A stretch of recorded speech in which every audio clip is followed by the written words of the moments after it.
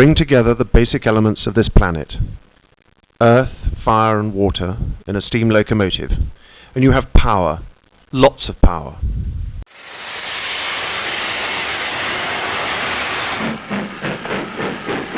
For almost 150 years, the steam locomotive was to play a vital role in bringing communities and countries together. For the first time, people could travel great distances comfortably in a fraction of the time that they were used to. The Industrial Revolution was to benefit from a railway network of thousands of miles over which freight could be transported. The steam locomotive played a dominant role in everyone's lives. With the changing times, the importance of the railways started to fade, and the motorcars started to take over. Dieselization and electrification began to overrule the once elegant and romantic steam locomotive, until they disappeared country by country. Nowadays, to capture the sight and sounds of a way of life that disappeared from this country 40 years ago, you have to go to one of the many preserved heritage railways, which, situated in different parts of the country, capture that atmosphere as a working museum, a way of life that today's generation have never known, and perhaps would never know. Or would they?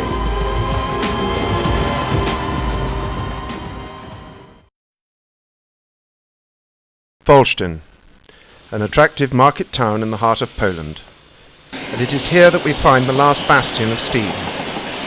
After the Second World War, there were over 1 million men throughout Europe that drove steam locomotives. Today there are just 17. Their way of life hangs on by a thread, a way of life where time has stood still, and life is still dependent on these massive yet graceful machines. Next winter, 10 drivers and firemen from the Norfolk Railway are going to Poland to see how life would have been before their now priceless charges that they look after were used as everyday workhorses. It is a country where horses are still used in the fields, and to many the only excitement in life is shopping at the local market.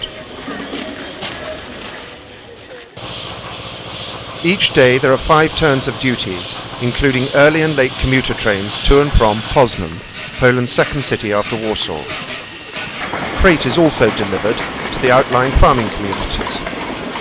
For 1 week next January, our English crews will take the place of the Polish ones and realise every little boy's dream: to be an engine driver out on the main line.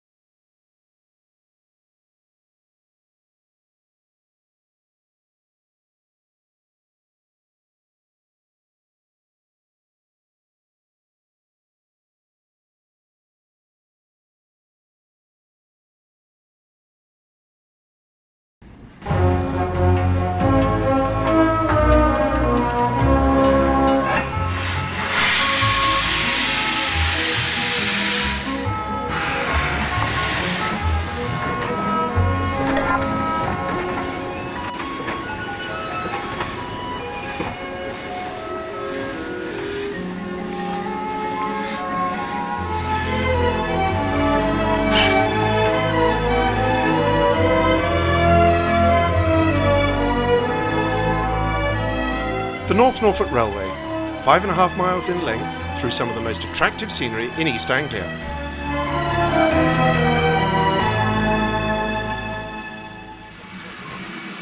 Started almost 40 years ago, teams of dedicated volunteers have fought to preserve a way of life that was part of this country for almost 150 years and has now long since gone.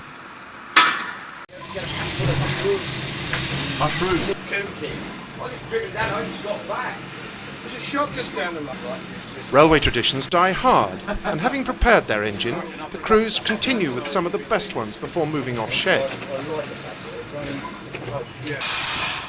Steam locomotives, and in particular B12 61572, are the centerpieces of this railway and all that it has to offer.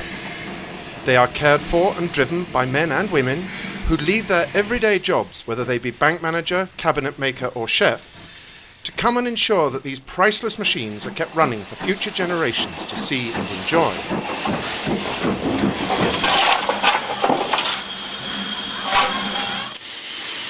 trip up the line begins at the seaside town of Sheringham and follows the coast before turning inland and climbing up towards the station at Weible.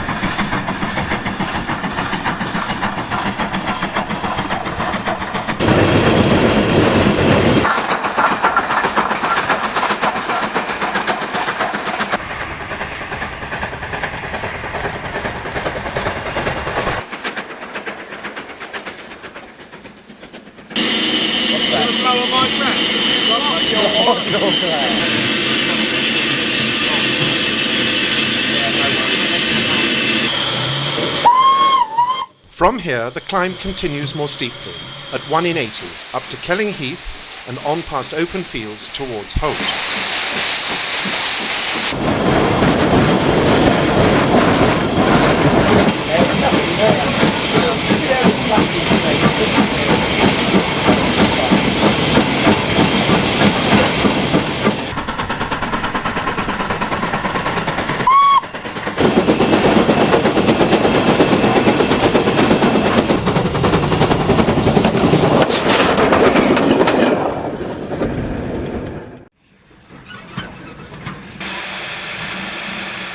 This railway is a working museum recreating the past. In January 2002, 10 crew returned to the past to see what life was really like when steam reigned supreme.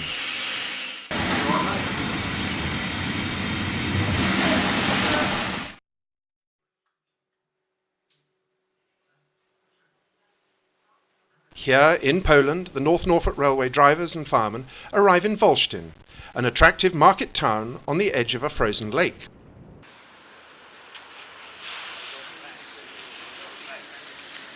They meet up with Howard Jones, the only Englishman living here, and he wastes no time in showing his guests the town.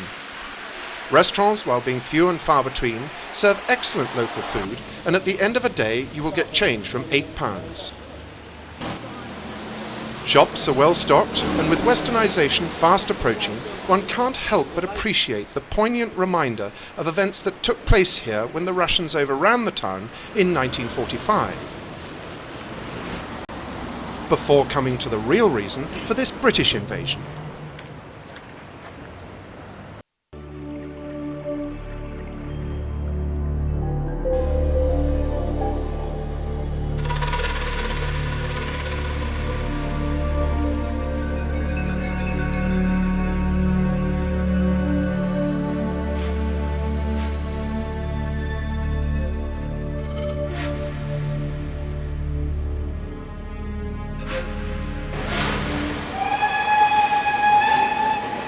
For the next week, the North Norfolk Railway will take over this last bastion of steam and drive trains reminiscent of life in England half a century ago.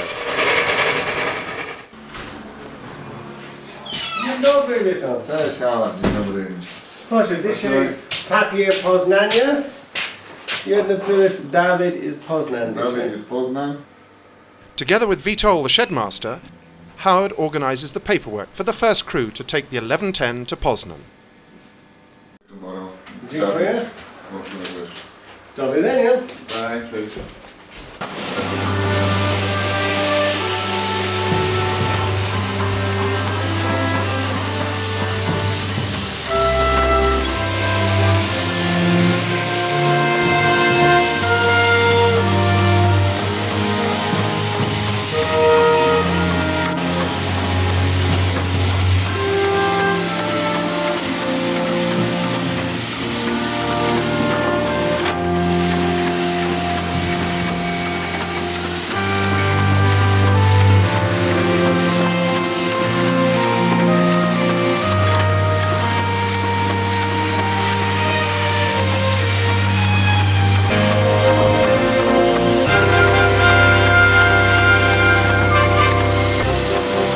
OL 49, number 59, is a member of the class that is the mainstay of the locomotive fleet here. Similar to a British Standard Class 4, these free steaming engines are ideal for the 101-mile round trip with 32 stops.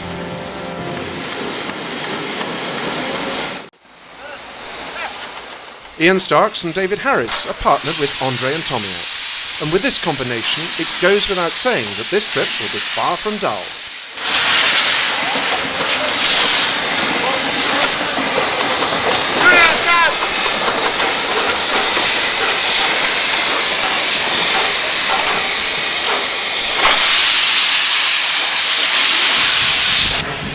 As the timetables on this railway are set for diesel locomotives, the crew can waste no time, and this makes for an impressive departure.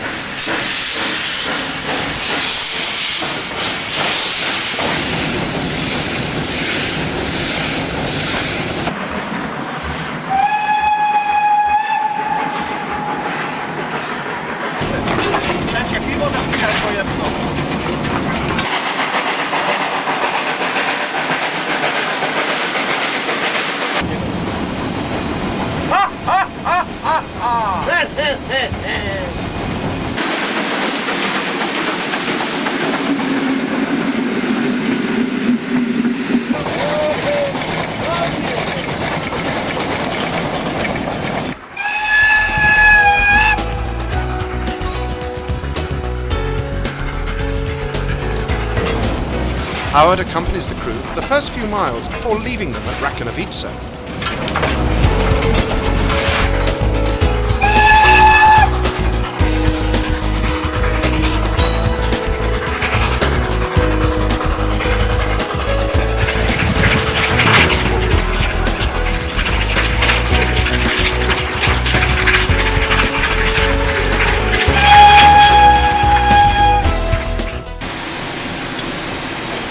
As Ian takes over, one can't help wondering if the passengers have any idea what's happening at the front of their train.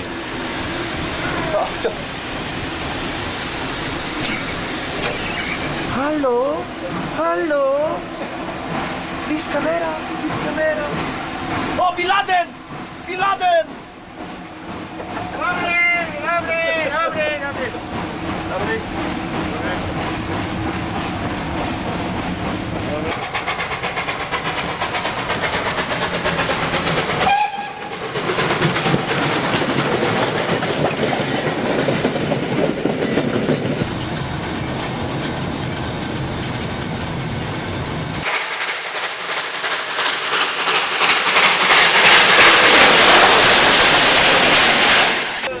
Tomiak briefly resumes control over the myriad of tracks that all converge on Poznan, from the east, west and south. While being a highly experienced engineman for nearly a quarter of a century, he is certainly not one to take life too seriously.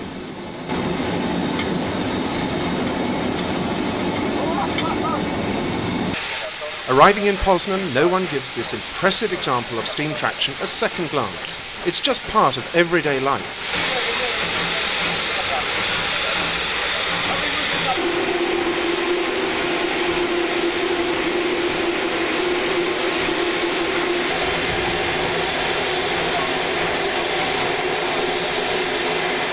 Yeah, Wolsztyn to Poznan, 2 hours on this engine, no comparison to what we're used to driving on preserved lines, and with a pair of lunatics as instructors. I mean, that was scary in itself. Well, as Ian said, that was a quite fantastic experience. 2 hours on a mainline steam engine at mainline speeds. And I guess it's the closest I'll ever get to knowing what it was like to work for British Railways in the 1950s on steam engines. A fantastic experience, and I'll take it with me for the next 30-40 years. Having turned and taken water, the crew wait for the return run, which will take them over 2 hours.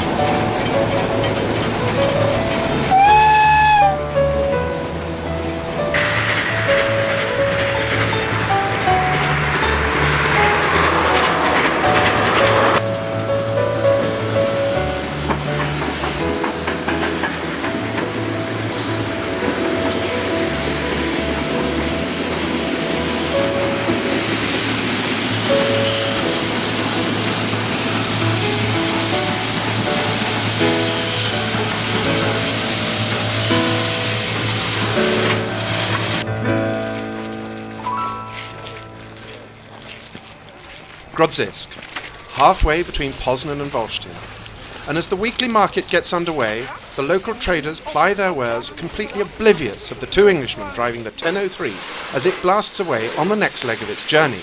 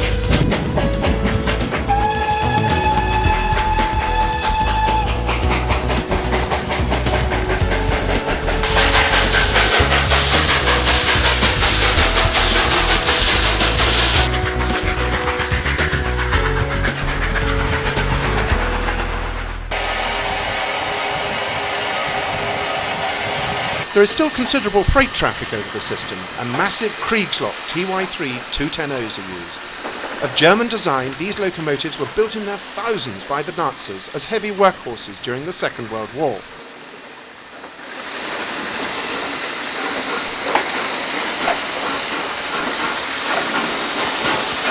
Matthew and Mark give their first impressions of this massive machine. It's big. It's a big beastie. It's loud. We're going to have fun. Today's freight is a trainload of cement, which Matthew and Mark will take to the cement works at Povadovo. The empties will be collected by John Durrant and Phil Wheeler later in the week.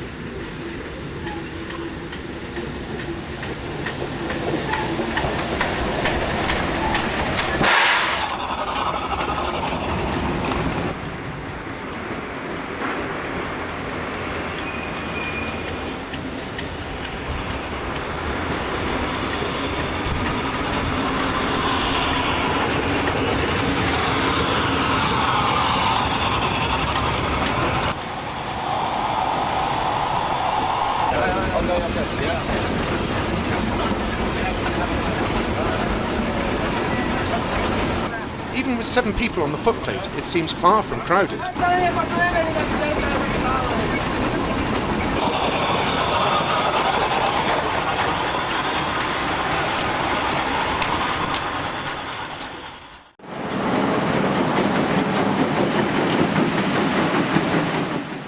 Today, John and Phil have collected the empties, which they will return to the massive marshalling yard at Wolsztyn.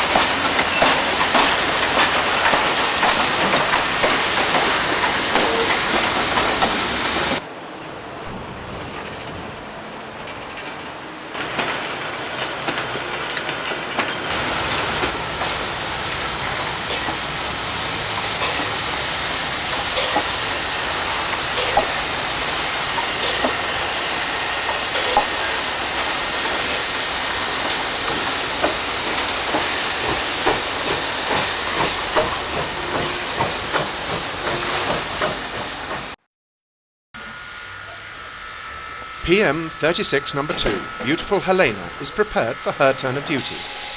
She is Poland's answer to the Flying Scotsman and is bigger than a duchess, and therefore it's not surprising that Matt Chapman regards his locomotive with a certain degree of trepidation. Andre, while being a first-class engineman, doesn't like to get his hands too dirty, so contents himself with the more technical side of locomotive preparation, like cleaning headlamps and windows.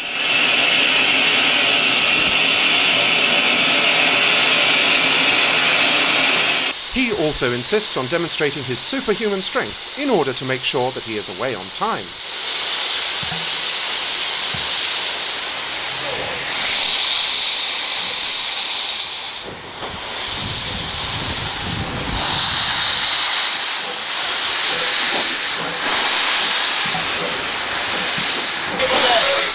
Having run light engine up to Wolsztyn, Matt Chapman and Mark Middleton prepare for the first part of the journey to Wolsztyn, where, after a crew change, the train continues south to the city of Leszno before returning late in the evening with the last of the commuters. No problem, last is problem. Okay, go now. Dobra, go. Jak to był goście? Nie ma papier.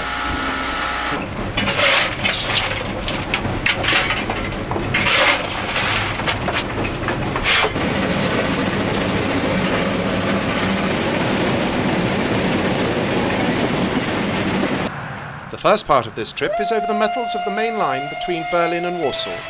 This makes for the fastest running, with speeds approaching 70 miles an hour.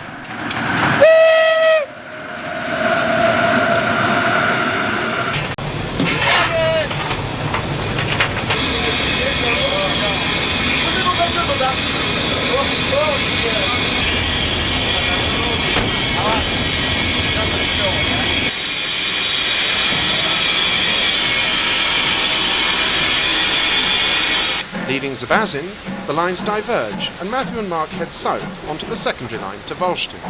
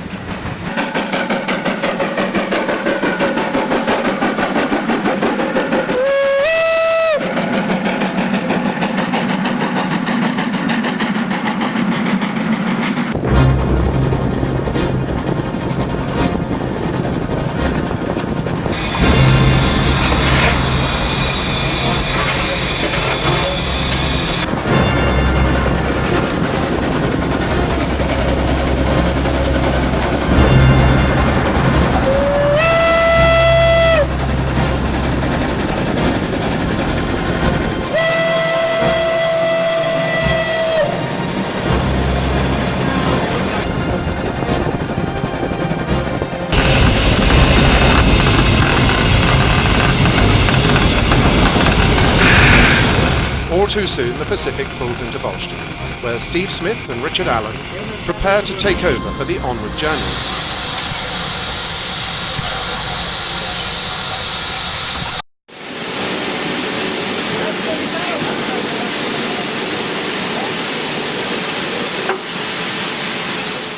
TY3 No. 2 is on the service road. Coaling and watering is done efficiently and quickly in preparation for collecting a 1,000-ton coal train from near Leszno and delivering it to Wolsztyn. Jadę po węgiel, nie? Po węgiel! No. Najpierw chcesz wodę zrobić parę? Tak. No jak wody nie ma, to dobre czyste. Oj!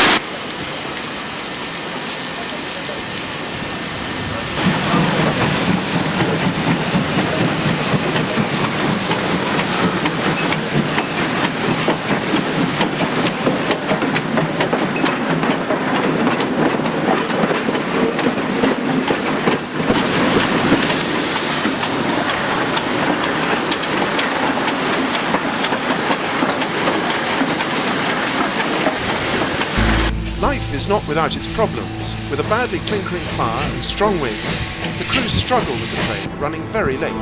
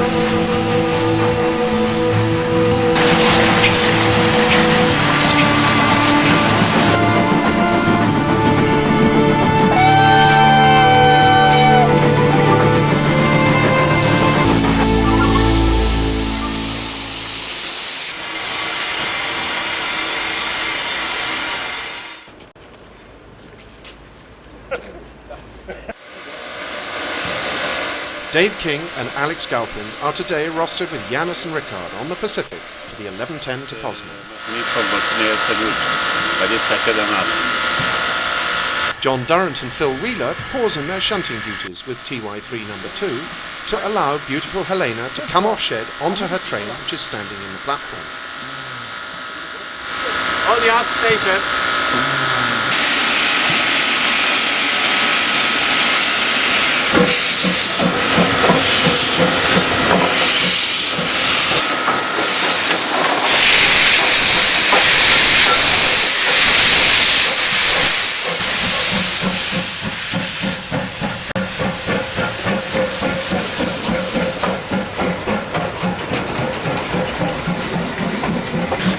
With a powerful bark coming from the exhaust, the Pacific makes for an awesome sight and sound in departing, and having now gone allows John and Phil to resume their shunting.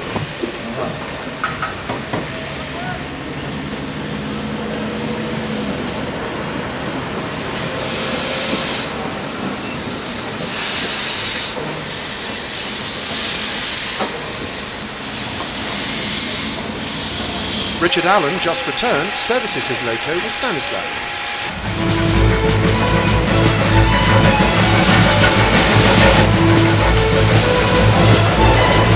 With the longest run ahead, Dave settles into his position in the driver's seat, the envy of anyone who wants to drive a steam engine.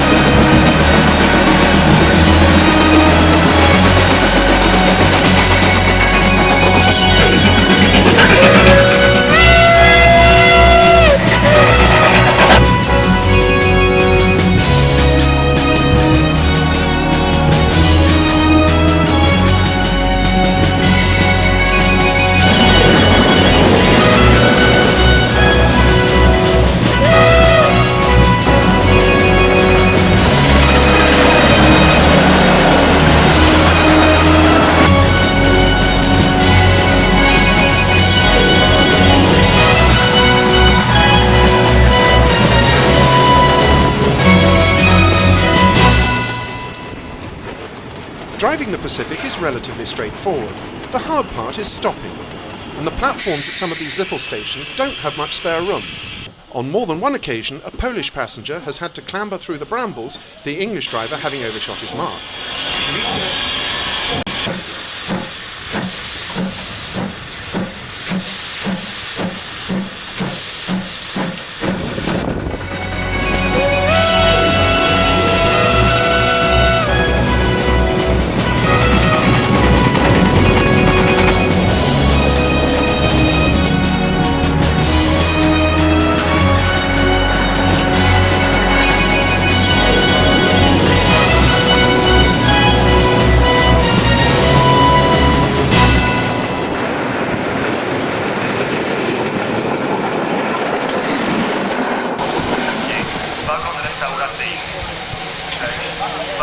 While passengers disembark, Dave and Alex gather their thoughts to give their first impression of the trip. Wow. How long's your journey been? It felt like about 10 minutes, but I presume it's the best part of 2 hours, but it didn't feel like that. It's excellent. Where else in Europe can you come and fire and drive engines under the wires on a main line on a regular service?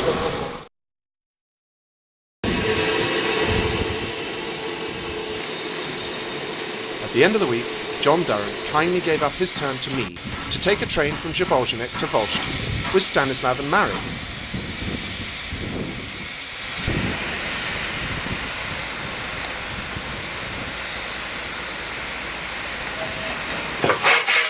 The Polish crew thought it funny to make this Englishman work really hard by making me fire and drive at the same time.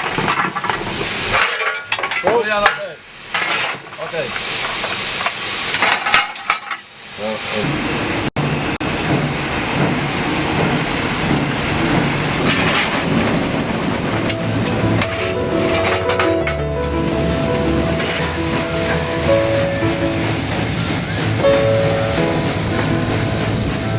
Being out here epitomises every little and many big boys' dreams of being an engine driver. There is no other fun like it.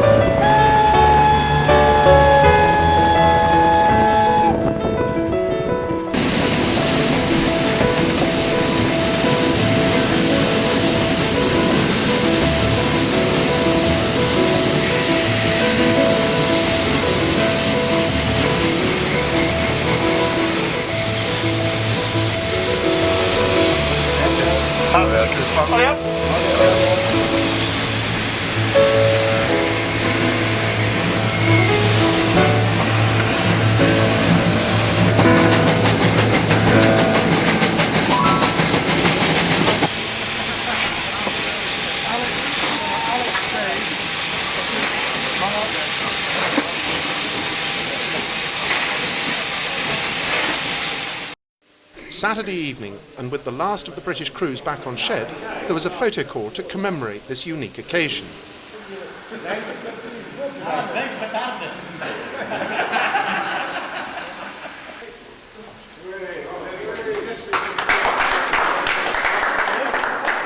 With presentations and a large number of bottles of vodka, it was time for the Poles to show us how they partied.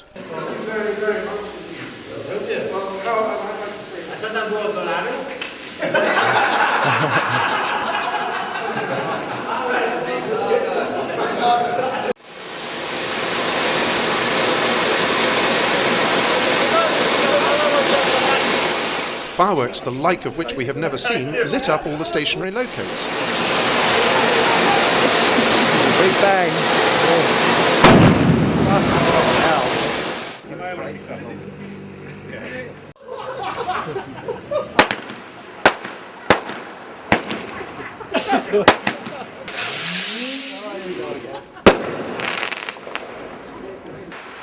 Later, everyone then headed out into the forest, to a local restaurant to continue celebration.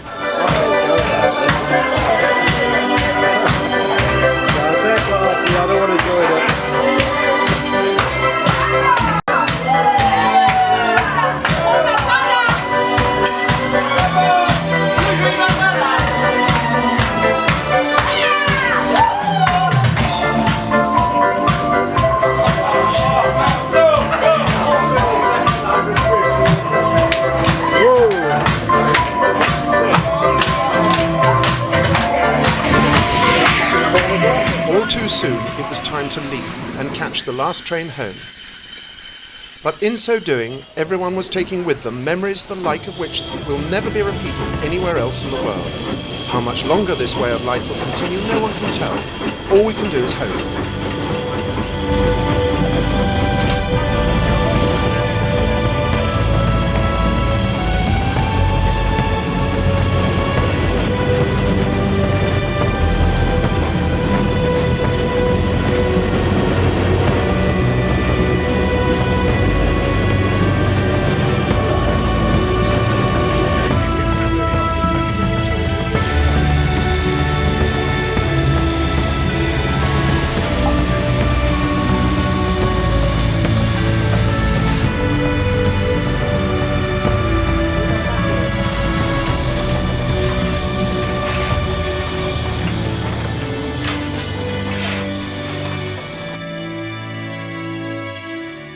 With the departure of the North Norfolk Railway, will Poland or Wolsztyn ever be the same again?